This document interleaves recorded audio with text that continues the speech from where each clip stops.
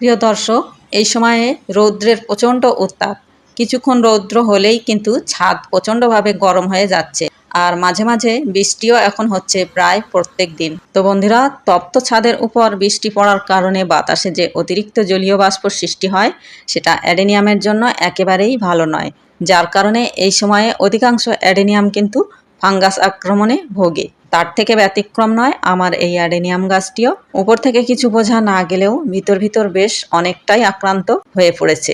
তো বন্ধুরা, আপনাদের যদি অ্যাডেনিয়াম গাছ থাকে আপনারা অবশ্যই প্রতিদিন লক্ষ্য করবেন এবং গাছের কডেক্সে হাত বুলিয়ে দেখবেন।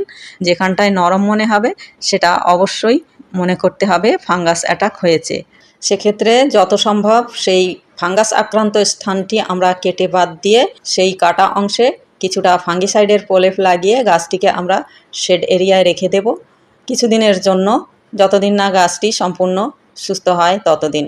বৃষ্টির জল কোনো মতেই লাগানো যাবে না। সময় মতো যদি আপনি এই সামান্য ট্রিটমেন্টটি আপনার গাছে শুরু করে দিতে পারেন, যদি আপনার গাছ আক্রান্ত হয়ে থাকে, তাহলে খুব দ্রুত আপনার গাছটি কিন্তু সেরে উঠবে।